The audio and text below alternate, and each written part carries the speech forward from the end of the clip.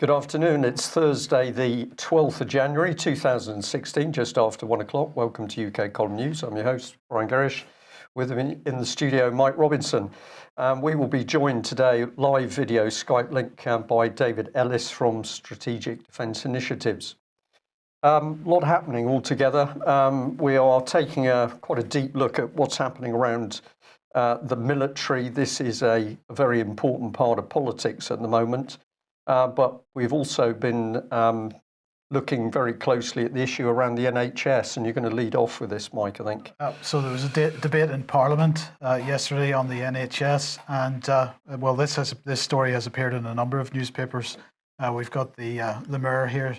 MP's father died in his arms after being sent home from hospital A&E because there weren't enough beds.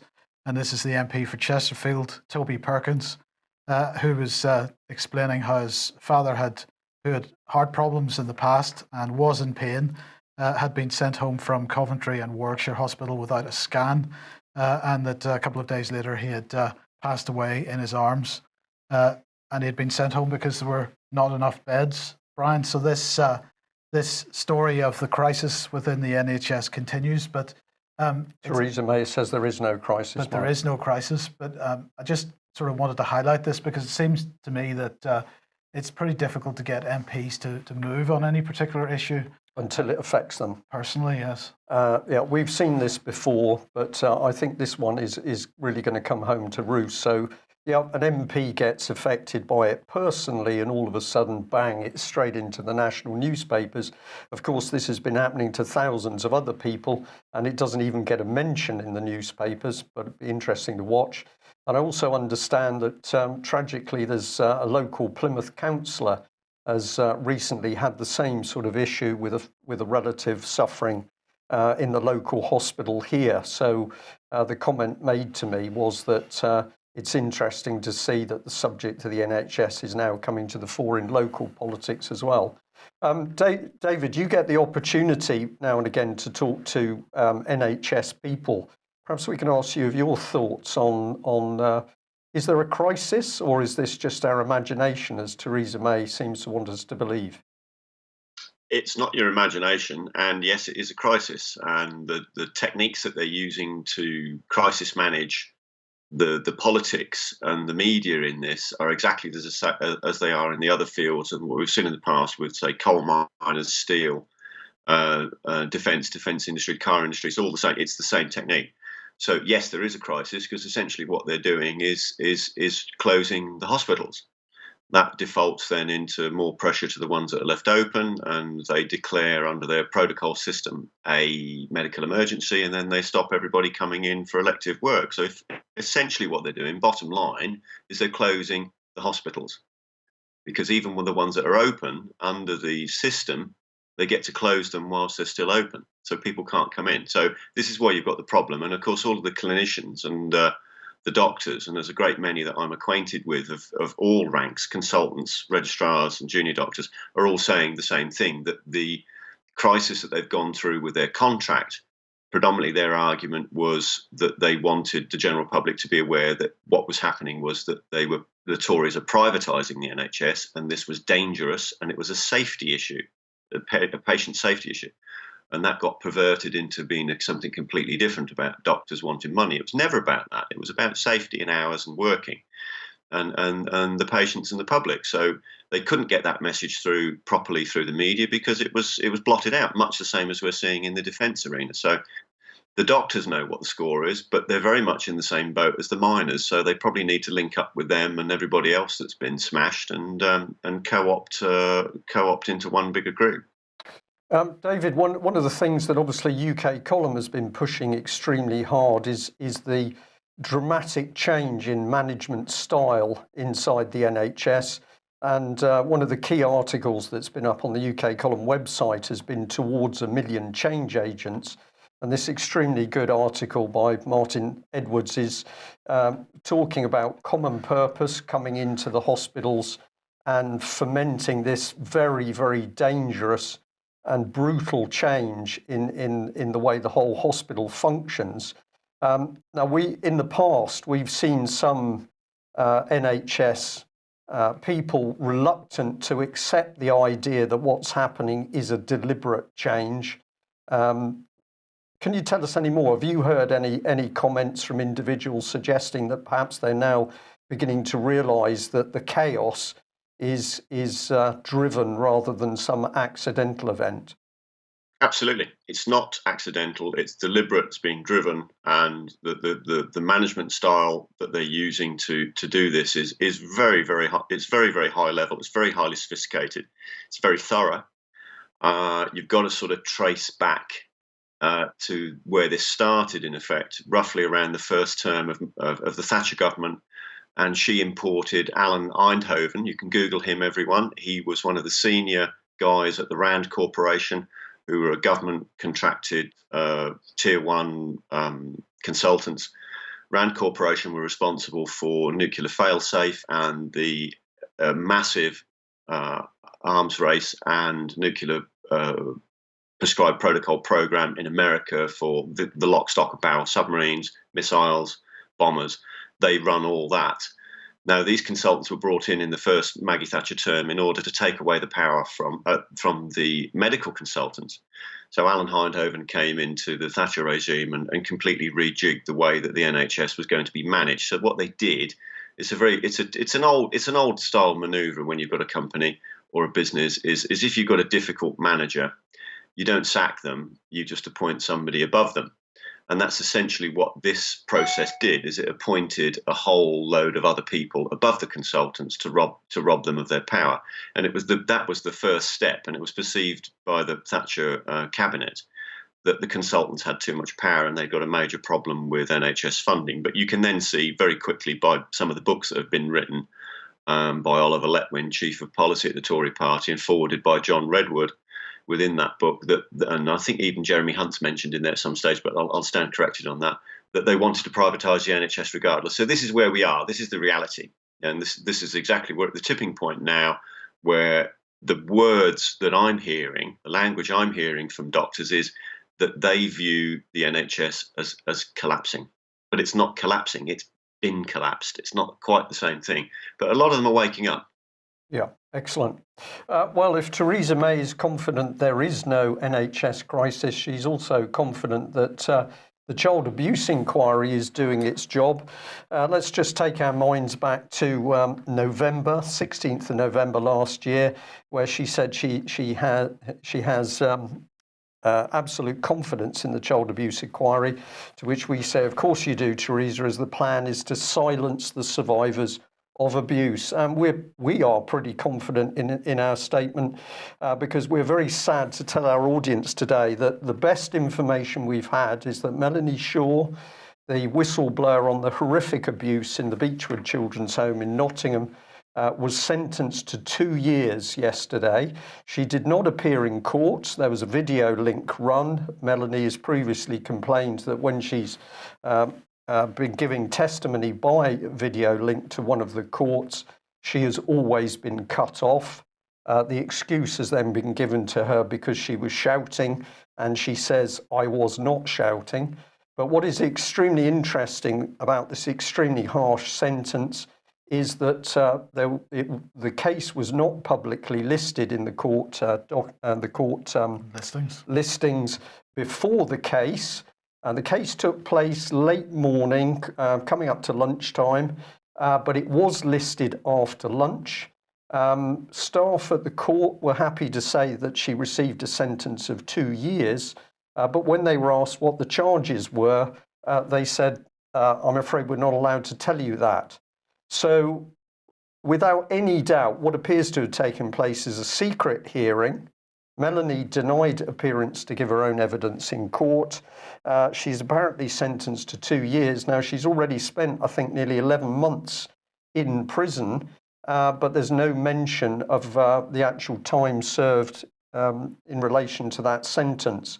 Now, what's going on here in our minds is that the state, the British state, under the leadership of Theresa May, is desperate to silence Melanie Shaw. They want her silenced. They want her disappeared in the prison gulag because, of course, Melanie is one of the key survivors who not only knows about the abuse and death of children in the so-called care system, but she is one of a number of survivors in the Nottingham area that have talked about politicians being involved in that chain of abuse.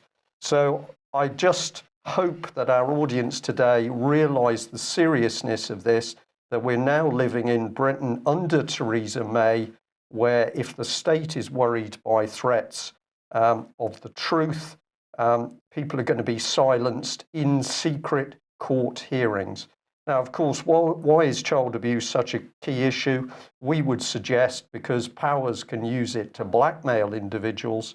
And of course, one of the implications that's been suggested, even in the mainstream press over many years, is that overseas powers may use that abuse directly to influence what is happening politically. Just to clarify something you said there, because I'm quite sure Full Fact or some other organisation will complain about your comment that this was a secret court. You said that the court hearing was not listed until after the court hearing took place. Yeah. Right. So that is effectively a secret court then. Well, we can probably add to that because we are very confident that no member of the public actually appeared in that court hearing. Certainly none of the people who've been following Melanie's case very closely, indeed individuals that have been talking with a legal team to some extent, none of those people were fully aware of where the case was going to be. And we get another clue because do not think that all the court staff are bad people, absolutely untrue. It's quite clear that many of the court staff, not only in Nottingham but in other areas of the country, are actually as puzzled themselves as to why they're not allowed to tell the public information which they would normally be doing quite freely. I mean, we don't know what she's been convicted of. They refuse to tell us what she's been convicted of. So that's another example of it being a secret process. Indeed. So this is a political prisoner.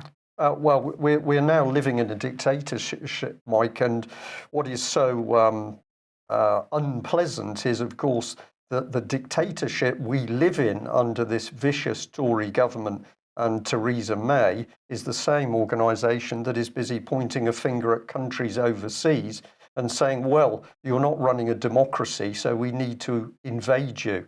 This is obscene.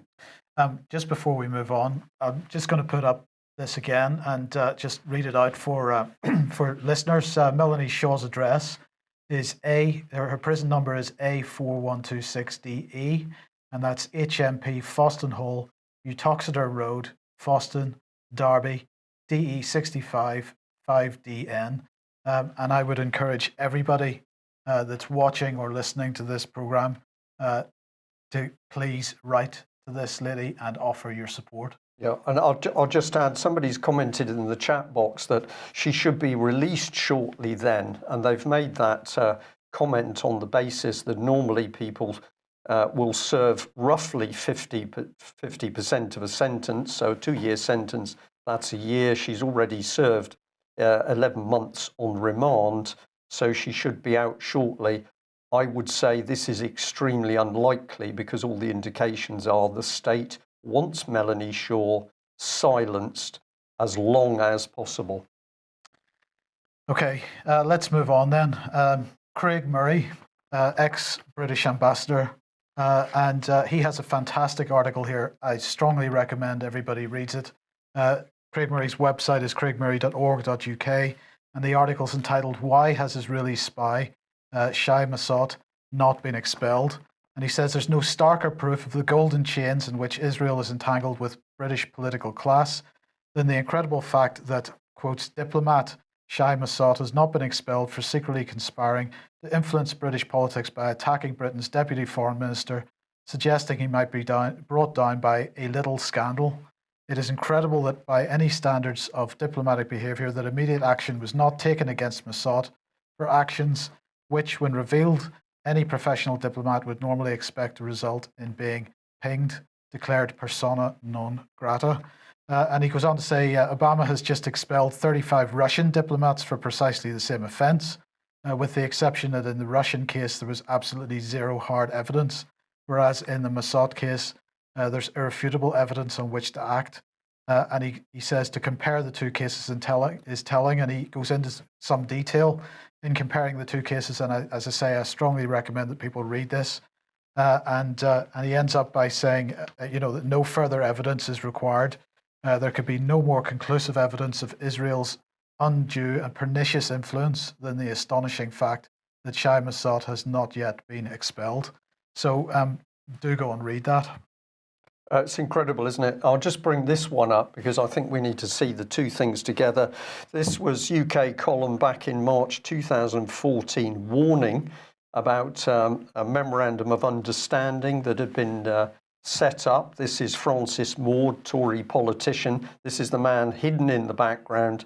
He sets up a massive joint network between British secret services, including GCHQ, and Israeli secret services, but this includes digital companies. This, of course, will come on to big data, university, colleges, and we even have Israel training British police, and no debate in Westminster on this. So we've got this pernicious situation where Israel is allowed to boast of its influence over British politicians through, for example, Conservative Friends of Israel. This is not permitted for other nations. We don't allow Germany to simply operate a friendship society with British MPs and boast that Berlin can influence our MPs. But for some reason, these secret deals are done behind closed doors for Israeli interests. And as we've just shown, some of those Israeli operatives, very questionable motives. David, have you any thoughts on this? Yeah, we keep seeing a recurring theme here, don't we? No debate on the decent, important stuff. So, I mean, this is exactly what we're seeing on the defence front, and obviously this overlaps with this intelligence issue here. But it's very ironic that that Francis Maude comes back into it again, because Lord Tebbit had some very, very specific comments where both he and Oliver Letwin were concerned, and I think that's probably where some of the variants within maybe a handful in the Tory party that are any good are coming to hit the same wall that the rest of us are. So this isn't right. This isn't what Britain should be doing, and we really need the kind of council we had under William Marshall when Magna Carta was created in order to get some sensible settlement here, because we're not getting settlement. What we're getting is disarray and huge amounts of trouble. So it needs dealing with, but it needs enough people of the right mind and the right caliber to deal with it. Absolutely. Okay, well, Brian, you mentioned big data a second ago. I want to highlight this article on Zero Hedge, How Globalists Predict Your Behavior. The globalists, they say, seem to have an overarching obsession with data collection. We have seen this with revelations from multiple government whistleblowers. The establishment spends most of its time, energy and manpower collecting information not just on known threats to their supremacy, but information on everyone. This is because the establishment sees every individual as a potential threat. Thus, a system without warrant is programmed to collate data from everywhere, not necessarily to be analysed on the spot, but to be analysed later in the event that a specific person rises to a level that poses legitimate harm to the globalist power structure. In fact, Eric Schmidt, the former CEO of Google, is notorious for opening his big mouth and letting slip some of the finer intricacies of the establishment's information war. In 2010, in a videotaped interview with The Atlantic, Schmidt said, with your permission, you give us more information about you, about your friends, and we can improve the quality of our searches. We don't need you to type it all. We know where you are. We know where you've been. We can more or less know what you're thinking about. So this is a great overview article. Again, do go and read it. And on top of that, of course, we shouldn't forget our own investigatory powers legislation, which makes Britain the most surveilled country on the planet. But let's not stop there, because the United Nations at the start of next week, well, for 3 or 4 days next week, is running the UN World Data Forum. And they say that the 2030 agenda, with the principle of leaving no one behind at its heart, underlines the need for new approaches and tools to respond to an unprecedented demand for high quality, timely and disaggregated data.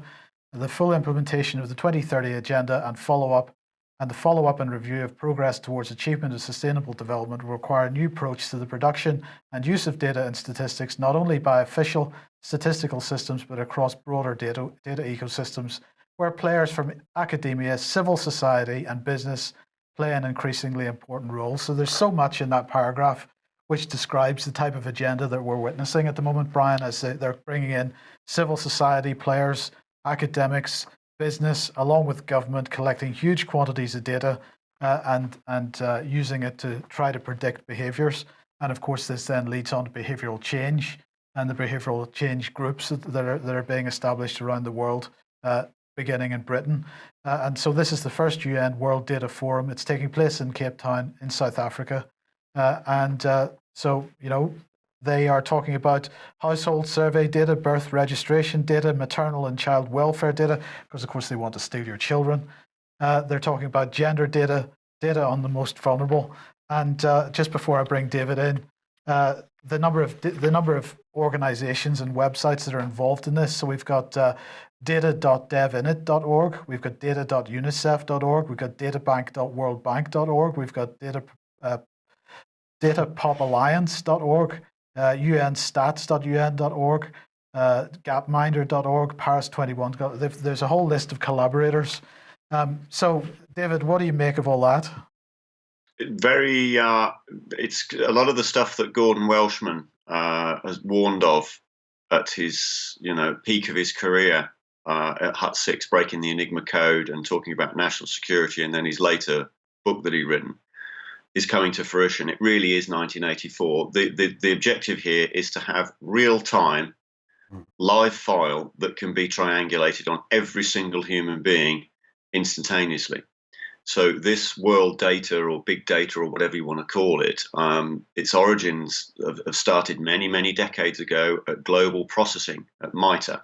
Everybody can go and Google that if they want, and then they'll get an NSA instant deep packet search for life once they do that. So this is the stakes that we're playing with here. So this global processing, that's its real name, has been going on for quite some time. So it's gradually got bigger and bigger and better and quicker and quicker. But obviously, it's the control group at the top who's got access and control of this. So in terms of the access and control, this is the dangerous part, because who has got that power? And this is something that I think William Paulet was alluding to in his YouTube interview with Greer. So this, when you jigsaw this stuff together and overlap it, you can see that it did come to fruition in the recent American election, where Cambridge Analytics had a real-time file on every single person in the US while the election was going on, in order that they could be targeted and swayed, and they would know what to pump out on the mass media. So this is what's going on. So this is complete and utter control of the global herd. This is what we're dealing with. Yeah.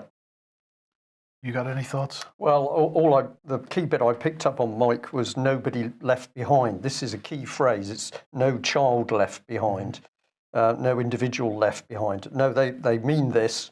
This is a net which is going to include every single individual, adult, child, it doesn't matter. Total surveillance by the state. And what are we reporting at the moment? We're reporting a state in Britain, as just one example, absolutely out of control, criminal warmongering out of control. And these are the people that are going to be, as you say, conducting surveillance on every one of us. Yes. Right. We better get moved through some of these now. So British nuclear weapon workers to go on strike over atomic weapons establishment pension dispute. Just wanted to highlight this because it's continuing, how do we describe it? Demolition of pensions and pensions guarantees. These guys, of course, had their jobs privatized a few years ago, and under the terms of the privatization, the Ministry of Defence was supposed to guarantee that their pensions would remain untouched. That, of course, isn't happening. And it did, just as a slight aside, I mean, it's not related in too much detail, but when John Lewis was giving its profits details today over the Christmas trading period, they were talking about how their profits were up over last year, but that was mainly due to changes in the pension scheme. Yeah. So we've got this continuing attack on pensions, but it is an interesting thing that that the people responsible for nuclear weapons in this country feel the need to go on strike over it. Yeah, well, I think there's another thing here, deeper thing maybe, Mike, which is that the agenda is to collapse Britain's control of nuclear weapons, and I'll leave David to come on to that. We'll just follow through this this information, which ties in very nicely. What's going on at the moment? Well, the government suddenly got very excited about the replacement of our ballistic nuclear submarines. New submarines with the nuclear deterrent have got to be built. Now, you would think that we already had an organisation that was capable of doing that. We've been operating nuclear submarines for a very long time. Never mind whether you think it's right or wrong to have a deterrent. What we're looking at here is the madness going on inside government. So we're going to replace these submarines, hugely expensive project. I think it's about 178 billion, but we haven't yet got the people in place to do it. And so Defence News here is talking about the setting up of a new agency in order to oversee the construction of the nuclear submarines. And we'd like to thank one of our viewers for finding this very, very interesting Ministry of Defence advert for the appointment of a chief executive of the submarine delivery body. There isn't a submarine delivery body at the moment. That's going to be set up, but they are recruiting a chief executive to set that up, £500,000 per annum. So this is part of the job advert. You can freeze the screen and read some of that yourself, hopefully. But when you get into the person specification, we're into some beautiful language, because this is not just about procuring the nuclear submarines. This is about transforming the industry. This is about profit. This is about dealing with commercial partners. This is a very, very, very interesting specification. And they are going to conduct psychometric tests, but they say to anybody applying for this job, don't worry, because we won't fail you on the psychometric test, but we might need to enhance your behaviour. It's really scary stuff, this. And so that's brainwashing then? Well, I think we can call it brainwashing or reframing. And we're just bringing this. This is the panel that is going to select the £500,000 a year person. The panel will be chaired by Wanda Goldwag. She's the Civil Service Commissioner. And it'll include Stephen Lovegrove, the Permanent Secretary, Ministry of Defence, the existing submarine delivery body interim chair, Rob Holden, and Julian Kelly from HM Treasury. Now, I'm going to cover a little bit more on Ms. Goldwag in a minute, but David, there's something very, very dangerous going on here, because what we can see, or I think we can see, is our nuclear procurement being pushed sideways absolutely into the commercial world.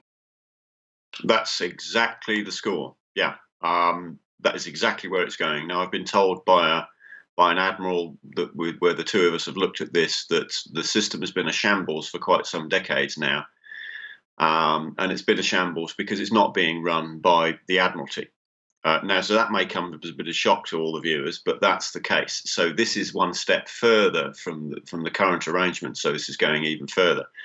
So to put then the production of the nuclear submarines, SSBNs, in the hands of something like this, there's a lot of factors at play here. Really, where are we going with this? Because it looks like it could be a Trojan horse.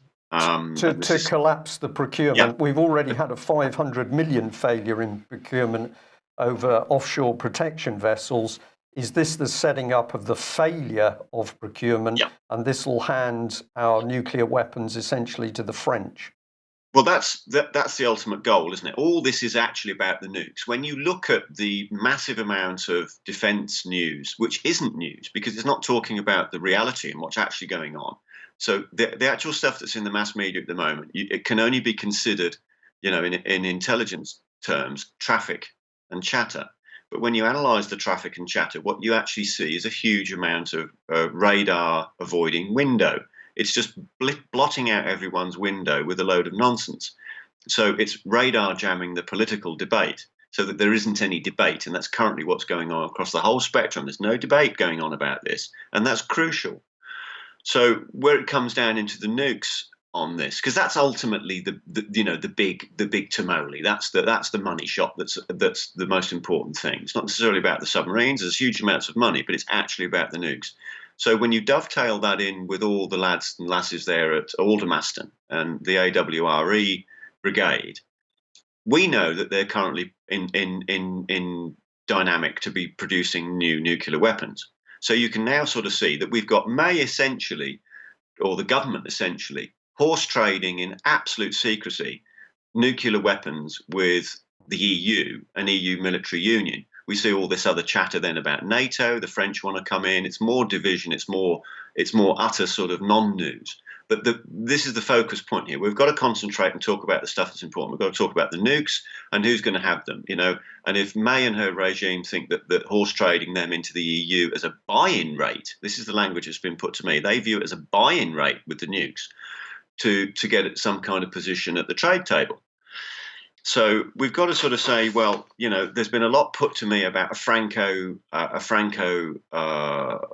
British-German arrangement to run the strategic ballistic nuclear missile deterrent, i.e. the submarines. So the sense to say that it's a replacement for Trident might not necessarily be the case, because at the moment we've not established exactly whether we're going to be a sovereign nation and run this independently, or whether we're going to be going into EU military union or defence union.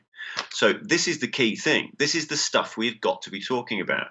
And they're not. They're just refusing to talk about it. So I've still got just Sir Gerald Howarth saying that this isn't happening, despite all the evidence saying that Alan Duncan and the Foreign Office and the Ministry of Defence are actually engaged in going forward with this, because they're increasing funding to the EU Defence Agency, but cutting the UK defence budget. So, you know, you can clearly see there by their actions, what they're saying isn't marrying up. It's the actions that count. Right. Sorry, just before we move on, David, I just wanted to go back to this issue of creating a UK defence agency. This is creating a European-style institution, which, what are they going to do? Migrate functions out of the Ministry of Defence into this European-style agency? Yeah, that's exactly what it looks like. It's exactly what it looks like. It's the same model. It's going back to the you know, you don't demote the Admiralty, you just appoint something above them. And that's exactly what they're doing here with this. You know, this really ought to be a Jackie Fisher job, where there's a group of admirals and Navy people that really know what they're doing and could be trusted and have sworn an oath to the Crown and the people of this nation that are responsible for these nuclear weapons. So that's the dynamic I want to see, where you know, that there's a foundation of some sense and sensibility, and people being loyal to the people in this country. This arrangement that we're going down here, you know, timing being everything. Crikey, it's perfect, isn't it? You know, we're in some kind of no man's land currently, and they're engaging in this. So, you know, it's just wrong. It's treason. Somebody said in the chat box it's treason. I'd certainly agree with that. Now, you've given one particular view on this, which personally I totally agree with. Let's come in at another angle. Who are the people making decisions? So we're going to bring in the president of that selection board. Here she is. So it's Wanda. And the first thing she's linked with is her own consultancy, the Goldwag Consultancy. She's been selected by the Queen and the Prime Minister for her role as a civil service commissioner. She's involved with venture capital firm. She's involved in a very big way with the music industry. That's linked into other parts of copyright organisations, including, I think, in Sweden. We've got her involved in a huge recruiting organisation. She's also very big on the controls for gambling in UK. And she's also, I think, a layperson on the Queen's Council Appointments Board. So on one hand, you can say, what qualifications has this lady got to select the person who's going to be heading up the replacement for our strategic nuclear deterrent? On the other hand, you can say, how can she possibly be independent as all of that is forced towards the commercial side? And if you want to visit her website, you might like to. She says some amazing things. This is in relation to music. The creative industries are one of the very few industries that are growing in this country. The music industry is worth 3.9 billion to the economy. So after financial services, music and creative industries are probably the most important industry we have. Not building ships, pop stars. And then she says this, which I've read several times and I'm puzzled. What the government should be doing is encouraging those industries. As our manufacturing base increases, it is our creative industries that are creating work for us.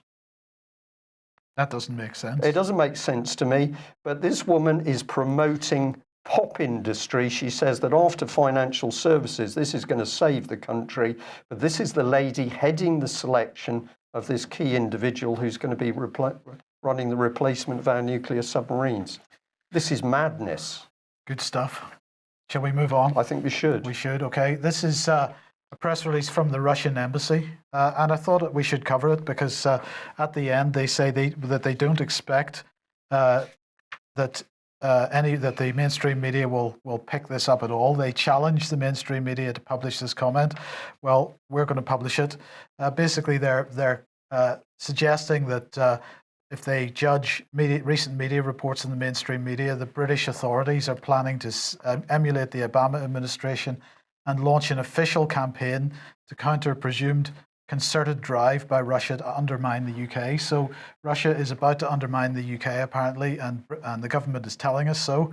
And they're saying that it follows the EU summit and successful humanitarian evacuation from eastern Aleppo, brokered by Russia, Iran, and Turkey, which helped save lives of thousands of people and separate bona fide Syrian opposition from foreign terrorist jihadists, and the adoption of the UN Security Council Resolution 2328 on Syria. Now there's a ceasefire in place endorsed by other UNSC resolution. Her Majesty's government is also widely suspected of and expected to brief the incoming US administration against Russia. And they go on to explain why this would be and give some other very interesting information. So I suggest that everybody goes and has a look at that on the Embassy of the Russian Federation. We'll put it on the UK column website so that at least one media outlet in the UK has published the comment, because I think it deserves to be published. Indeed. Well, we'll follow that up with a look at our own media, and what better newspaper to bring in than Times. This is the defence editor for the Times, Deborah Haynes, and we just decided to have a little look at the quality of the people reporting very, very serious issues. So here's Deborah Haynes' Twitter page, and she's very big on feminist issues. Now, we could have a discussion about this, but she was crowing that she'd done a very serious interview with a youngster on her knee. Fair enough, maybe, or maybe not. But what her whole Twitter page is littered with is this sort of stuff. Here she is flying. She's on board HMS Ocean and reenacting part of the Titanic movie. She's boasting that she's off somewhere in a very smart jet. She's got a new pair of sunglasses. That's obviously important. And here she is being launched in an aircraft on the USS Eisenhower aircraft carrier. This is very, very childish, egotistical stuff. Is this the quality of the person who should be reporting on serious matters to do with defence? Well, have a look at what she wants to do, because more or less she just repeats the government line. Here's all the tweets saying basically we need to get in there and start killing people in Syria. So there's no doubt of what she thinks there. And she certainly doesn't want to investigate deeper into the Syrian issue. No, indeed. Now, there are some spectacular campaigners out there, and they get almost no publicity, and they, continue to work tirelessly with tenacity. And one such is Robert Stewart, who has this website, which highlights the absolute propaganda of Saving Syria's Children panorama documentary, which the BBC produced in 2013. It was a blatant piece of propaganda. And the BBC needs to be held to account for it. And of course, they released this documentary, as I say, in 2013, just in time for the vote on whether we were going to bomb Syria or not. So they were trying to directly influence that vote.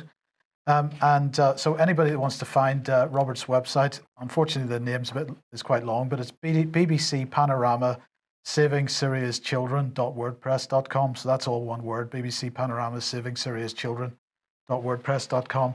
And he goes into great detail into what they did, who was involved in it, and attempts as best he can to identify some of the key figures in it. And in this particular article that he's just released, he's highlighting one of the people that was involved in the direction of this documentary, in inverted commas. And what he's pointing out, of course, that to him the term director is suggestive of the staging of a mock event with actors.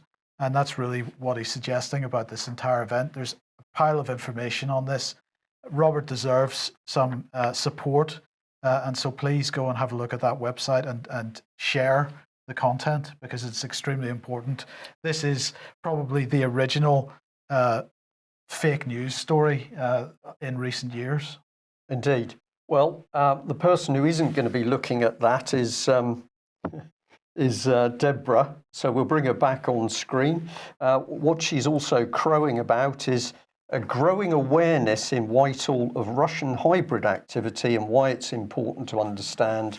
What she's really saying is, apparently we're in a terrible position where the nasty Russians are pumping out propaganda in peacetime to such an extent that we can't cope with it. So here she is just repeating complete dross, which is coming out of Whitehall. There's no analysis on Syria and what's really taken place there. This is the pitiful quality of so-called mainstream news in UK. And I'll also say, of course, not even the BBC is commenting on the really incredible work that's being carried out at the moment by Russian sappers who are placing themselves at vast risk to clear the tons of munitions, bombs and mines, not only in Aleppo, but throughout Syria. And of course, a great deal of those munitions have come straight out of UK, the US, and indeed NATO countries. Well, in fact, it's worse than that, because they're continually distributing tweets with images of Russian sappers spraying text on the walls of the buildings and effectively accusing them of graffitiing the area and disrespecting Eastern Aleppo. What they're actually writing on the walls is, well, they've cleared areas. Cleared mines. Yeah. Yes, exactly. David, you got a comment?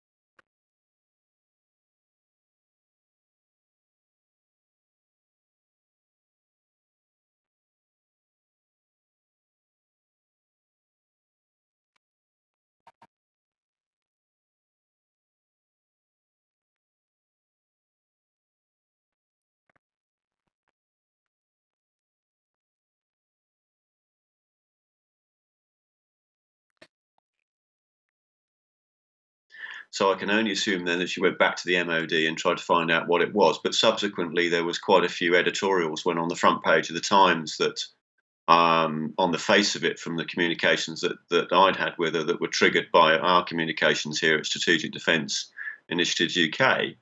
But what they did again at the time was that this was more or less the MOD party line. What it didn't do was ever talk about EU military union and what that meant in terms of taking control of our military and our industry and the budget and the operational control and so on and so forth, and the policy as to what they're going to do. So none of that was ever discussed or spoke about.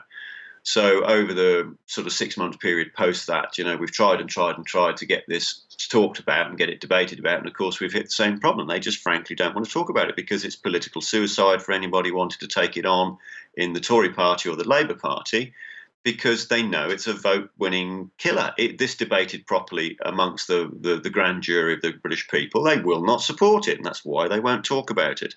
So the only hope, frankly, is Brill Etheridge at UKIP, that he's going to talk about it, because at the moment I just don't see any other candidates or capacity or scope. So it's ironic that we're talking about sort of this is mad, because essentially it's mutually assured destruction if we don't get this right. Because this continued argument of Russia being so bad, and you can see Deborah Haynes there doing it.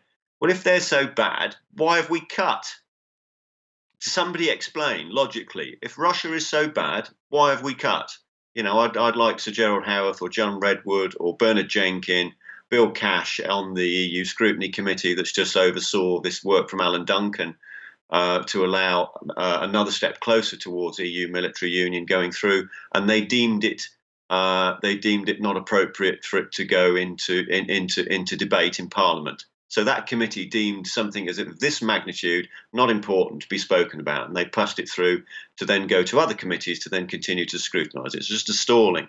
So there's a couple of bits up on our Twitter feed about that, about those two instances, and the Alan Duncan letter that's gone back to Veterans for Britain on this subject. So I suggest, if you want to have a look at what Alan Duncan in the Foreign Office thinks about EU military union and whether it's important or not, do have a look. It's worth a read because it's more just utter piffle, frankly. Okay, well, let's move on because good news, everybody. The UK has taken command of NATO's response force and its flagship Very High Readiness Joint Task Force. UK forces have taken command of these, committing thousands of troops, according to the government, to be on standby and ready to deploy within days. Try to keep straight face there, David. Defence Minister Earl Howe witnessed the handover to the UK's Allied Rapid Reaction Corps at an official ceremony at its headquarters in Imgem Barracks, Gloucestershire. This includes 3,000 troops standing ready, supported by NATO allies, to respond to any threat to the alliance. So what did Michael Fallon say, Defence Secretary? He said, with the alliance's second biggest and rising defence budget, Britain is at the heart of NATO. In heading up the Joint Defence Force, the UK is taking another leading position in NATO and is sending a clear message that Britain is stepping up to our global defence commitments. The UK Armed Forces stand ready at a moment's notice to defend our allies and protect British national interest. So there you go, David. Once you stop laughing in 5 seconds, just give us a quick comment. Just utter reality check, please, Mike Fallon. This is just drivel you're coming out with here, because the reality is completely different. You're getting rid of principal assets. We're now talking about, more Navy cuts, more cuts to the Royal Marines. Sorry, you're doing the talk, but you're definitely not doing the walk. Okay, well, just to end off, I think maybe we have this from the Commonwealth. This apparently. The Commonwealth has a new theme for the year, and this 2017 is the year of peace. So each year a theme is chosen for Commonwealth Day, and the theme informs events to mark the day and helps guide the activities of Commonwealth organisations throughout the year. And 2017 is going to be a peace-building Commonwealth. They say that at a time of increasing instability and uncertainty in the world, the Commonwealth family of nations, in its rich diversity, becomes an ever more needed source of strength and hope for all its members. Now, of course, we have been highlighting the use of the Commonwealth as a mechanism to drive global governance in recent years. But of course, the question that we've always asked is it the Commonwealth or the United Nations which will be the main focus? And it looks like the answer is both, because, of course, it's just a coincidence that the same agenda is operating through the United Nations. This is the new Secretary General, Antonio Guterres, and his 5-year term began on the 1st of January. And he's urging the international community to respond to recent crises by committing to a more diplomatic and peaceful 2017. And he's doing that, but he's arguing that we must focus on the basics: stronger institutions, more resilient societies, more open societies, perhaps. Nobody left behind. And he said, I think it would be naive to say that 2017 will be a year of peace, but at least it's our obligation to do everything we can to make it a year for peace. And he coined the phrase peace continuum, which everybody's getting very excited about, because he's creating a peace continuum for 2017. So we're in a permanent state of war, violence, death and destruction, but that will now be known as the peace continuum. I think we should end there. David, thank you very much for joining us. We've got a lot to talk about what's happening with these defence issues and the EU at the moment. Great deceit by the British government. We'll have a look at that another time. Thank you for joining us. Thank you to also for all our viewers and listeners today. If you're not subscribing to UK Column, please subscribe. We need your support to do what we do. And we want to expand the range of information and, of course, the number of guests that we can get on. So we can only do that with your ongoing support. Thanks very much for joining us. We'll be back same time tomorrow. Bye-bye. Bye-bye.